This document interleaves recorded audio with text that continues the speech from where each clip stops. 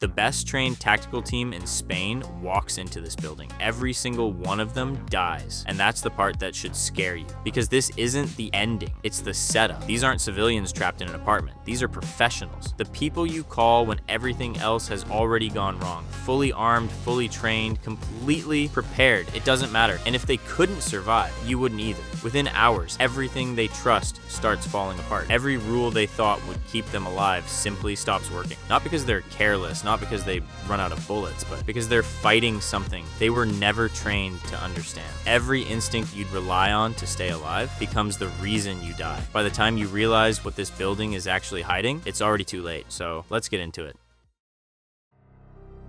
Quick catch up, because this picks up the same night the first film ended. A TV reporter and her cameraman had been shadowing a fire crew on a routine call. An old woman in an apartment building acting wrong. Police show up, she attacks one of them, and inside an hour, the whole building is coming apart. People turning, blood on the stairwells. By the time anyone in authority understands what they're looking at, they do what scared institutions always do. They seal it. Everyone still inside stays inside. Then the team goes in. Full kit, helmet cams, feeding back to command, and a health official riding along with them who needs a sample from inside to build a treatment. At first, everything works. That's the part people forget when they remember this movie. These guys are good, they breach clean, they stack, they move up the stairwells the way you're supposed to. Contact in a hallway, muzzle flash, and infected drops keep moving. For a few minutes, it plays out exactly like the fantasy everybody carries around about the end of the world. The one where the answer is just better men with better guns. Here's what almost nobody notices during those early sweeps. Watch the hits land. Rounds are going in center mass and nothing comes back. No stagger, no flinch, nothing that reads as pain. These things absorb damage that would fold a person in half and keep closing at the same speed. The team is winning every single exchange, and not one of those exchanges is costing the enemy anything. Now run the math, those operators are already running in their heads. A rifle magazine holds 30 rounds. If a target soaks several hits before it goes down, and there are dozens of them stacked through 8 floors with no reliable count of what's waiting above you, ammunition stops being a supply and turns into a clock. Every trigger pull is time coming off. And in a dark stairwell, with the ones you didn't drop still coming, there is no such thing as, hang on, let me reload. That's the first practical lesson this building teaches. Firepower in an enclosed space isn't a solution, it's a countdown, and it started the second the door sealed behind them. And there's a second problem baked into how you're watching all this. Everything comes to you through helmet cameras and a handheld, which means you only ever see where somebody happens to be pointing a light. 3 feet outside that beam could be an empty hallway, or it could be 4 of them, and you never get to check. Almost every threat in this building arrives from a direction nobody was facing, and you learn it's there at the same instant the man wearing the camera does. Whatever you think your reaction time is, cut it in half, because half of surviving a room is knowing what's in it before you walk in. And nobody in here ever gets that. But the scary part isn't that the bullets don't work. It's that the building spends the next hour proving this was never a gunfight to begin with. From here, the rules start quietly changing. Every solution that should work stops working. Not all at once, one by one, always at the worst possible moment. And the first thing to go is the one thing these men were supposed to be best at.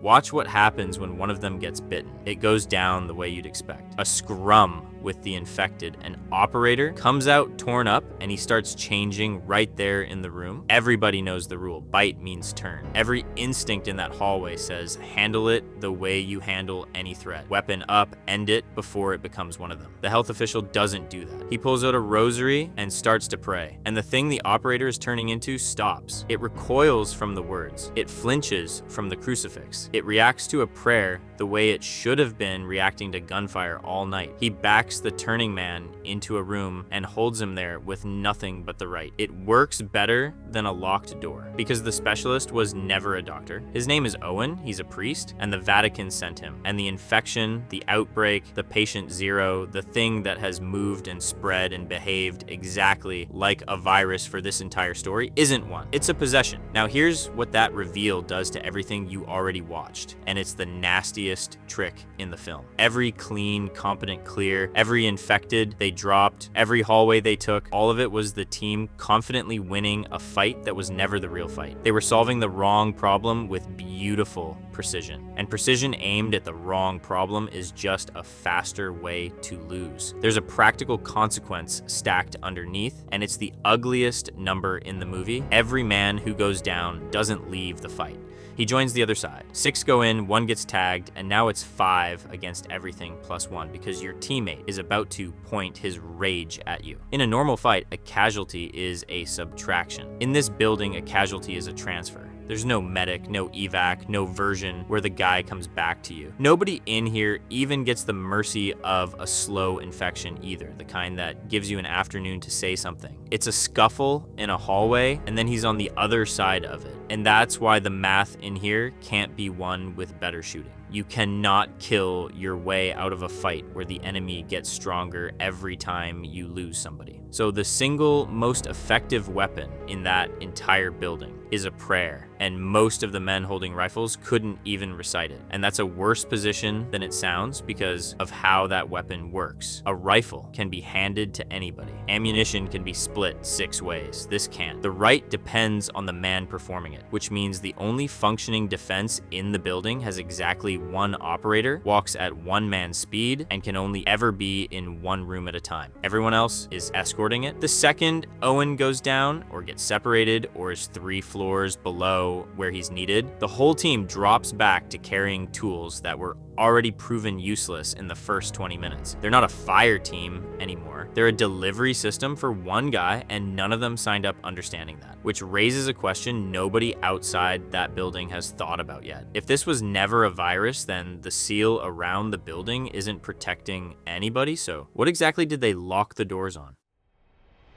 Every safe room rests on 1 promise that once you're inside and the door's locked, nothing else gets in. That's the whole psychology of it. Not comfort, completion, a place where you finally stop watching your own back. That promise is what gets taken apart here, and it goes in 2 directions at once. The first, you already know. The vents don't just connect 1 apartment to the next, they erase the idea of a cleared room. A space can be secured, locked, done exactly right, and something comes through the ventilation, and it's already inside the one place that was supposed to be finished. The second direction is the one almost nobody talks about, and it's better. Nothing breaks into this building. Somebody walks in. A father whose daughter is one of the infected talks a firefighter into slipping him in through the sewers so he can bring her medicine. 3 teenagers chasing the excitement follow them in without anyone noticing, right up until the building seals behind them. Sit with why that breach happens. He isn't storming a quarantine. He's trying to get medicine to his sick kid.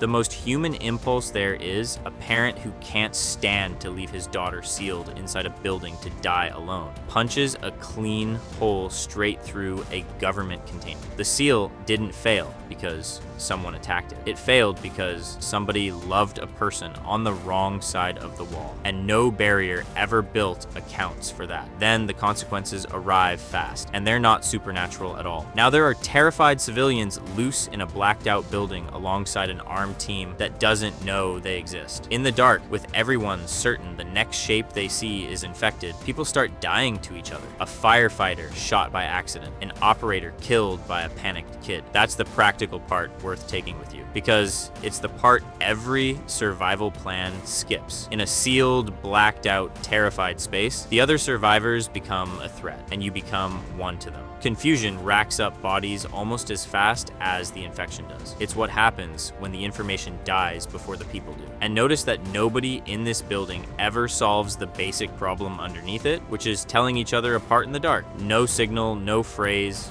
no way to prove you're still you at 40 feet. Every plan people make for the end of the world is about supplies. Almost nobody plans the one thing that actually kills them, which is being mistaken for the threat by somebody just as scared as they are. And the seal itself, we watched a version of this in real life. Early in the pandemic, the places that got hit worst weren't the open ones, they were the sealed ones. Cruise ships, nursing homes, enclosed spaces where the same air moved through every room, and the barrier meant to keep danger out just locked everyone in with it. A seal doesn't care which side of it the monster is on. It only holds the door. There's one more thing worth pulling out of that sewer route, because it's the kind of detail that decides who lives in a real emergency. The way in was not a way out. out. It worked exactly once in one direction, and then it was gone behind them. That's the trap almost everybody walks into when they improvise an entrance. You find the gap, you take it, and you don't confirm it still opens from the other side. A route you can't reverse isn't an escape route, it's just a door that only swings one way, and by the time it matters, you're already on the wrong side of it with people depending on you.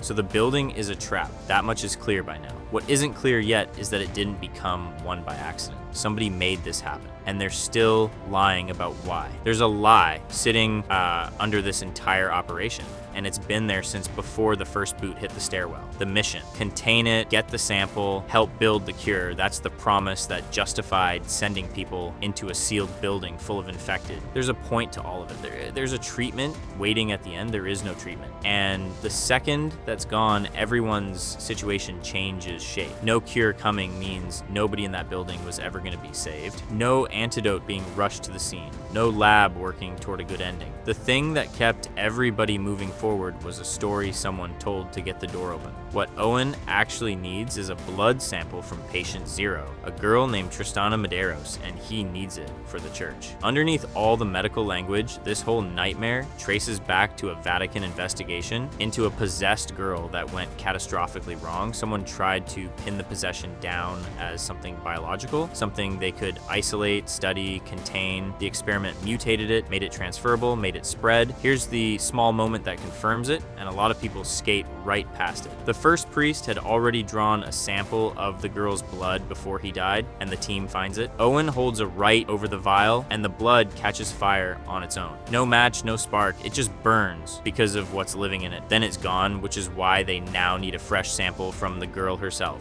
That tiny beat slams the door on the last comforting idea anyone had left. Whatever is in that blood doesn't respond to a centrifuge, it responds to a prayer. And the practical takeaway is the one that should actually scare you, because it's the one that transfers to real life. Help is on the way. The professionals have this handled. Those are the phrases everybody reaches for when things come apart. The truck that's coming. The agency with a protocol, the calm voice on the emergency broadcast telling everyone to stay put. In here, all of it was cover for somebody else's objective, and the people who sound like they're saving you are inside for something entirely different. And look at what the real mission does to the team's odds, because this is the part that turns a bad night into a doomed one. If the objective is a sample, then the objective is a thing, not the people carrying it. Rescue missions have a plan for getting everyone back out. Retrieval missions only need the object to come back out. Nobody on that stack was told which kind of mission they were on, and it changes every decision underneath it. How deep you push, how long you stay, what's worth risking. They spent the night making trades based on a story, and the story wasn't real, which means every risk they accepted was priced wrong from the first floor. Then comes the strangest scene in the film, because they let the enemy talk.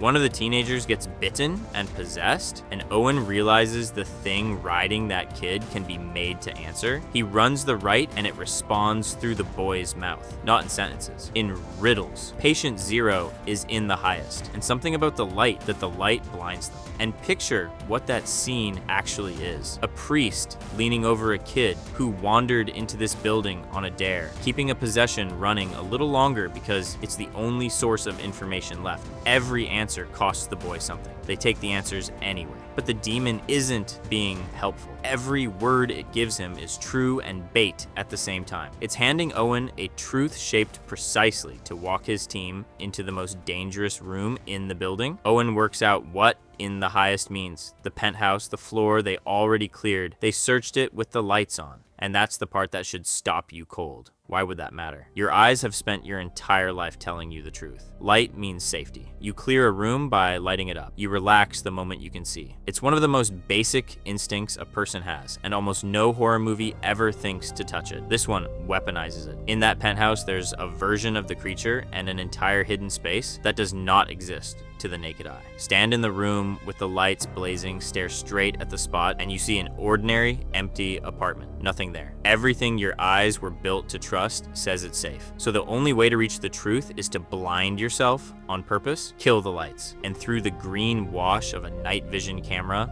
In total darkness, the room changes. A door appears that wasn't there a moment ago. Behind it, a water tank, a whole pocket of the building that was there the entire time, and that no amount of searching in the light could ever have turned up. And inside it, Patient Zero, the emaciated thing at the center of all of this, tucked into a space the light had erased. They already cleared this floor. They stood in this exact room, which means clearing a room means nothing if the room can hide part of itself from your eyes. The space they swept and signed off on had a second space folded inside it, and the only key was to stop trusting the sense they'd trusted their whole lives. And it's hard not to follow that thought one step further. Nobody in the film ever says how many spaces like that exist or whether the rest of the building has them, but every floor they cleared with lights on, which quietly means none of those sweeps prove anything. It's the difference between a room being empty and a room looking empty, and for 8 floors, nobody in that building knew there was a difference. Yet, if you want the worst version of it, they may have walked past something like this more than once and never had a reason to check. The safest thing a person can do turning on the lights is the exact thing hiding the monster. And there's a second layer under that which makes it almost unsurvivable in practice. The creature is nearly blind too. In the dark, she doesn't see, she listens, she tracks by sound, so finding her requires total darkness, and total darkness means the thing across the room is listening for the smallest noise anyone makes. To reach her, they have to be blind and silent at the same time, see only through a screen, and stay quiet enough that she never hears them looking. Ask yourself honestly, how many people could do that? Cornered in a pitch black room, every reflex screaming to hit the lights, you'd have to override the instinct and trust a piece of glass over your own eyes. Almost nobody makes that leap in the moment. Most people light the room, see nothing, and feel relieved. And there's a quiet symmetry here that only works because this series is found footage. That camera spent the whole film limiting what anyone could see. It's why threats kept lunging out of the dark edges of the frame. Now, in the one moment that matters most, it's the only thing in the building telling the truth. The device that kept everyone half blind all night turns out to be the last working pair of eyes in the place. When it finally breaks open, it breaks fast. The creature kills one of the last operators. It reaches Owen, the entire reason any of this was happening. And it's Angela, the reporter, who somehow lived through the first film and came back with a camera, who ends it. She gets a shotgun up and takes Patient Zero's head off. The sample Owen came for is gone with her. The thing at the center of the outbreak is down, which should be the win. It isn't, because whatever was inside her had already left. Now look at what really happened. The quarantine worked. The building stayed sealed. Nobody broke through the perimeter. Nothing escaped by force. The creature simply made the system work for it. Using the right voice and telling the right story, it convinced the right people to open the only door that mattered. And that's what makes Rec 2 so disturbing. For the entire film, you think the greatest threat is trapped inside that building. It never was, because monsters can be contained. The real problem begins when they learn how to look human. And at that point, there are no guns, no training, no protocol, just someone saying exactly what you expect to hear. While everyone was fighting to keep the evil inside, it was their own trust that opened the door. The final shot shows Angela walking toward the exit. She stops, looks straight into the camera, and smiles, because for the first time that night, she's finally free. If you've made it this far, thank you so much for watching. I really appreciate your support, and I'll see you in the next video.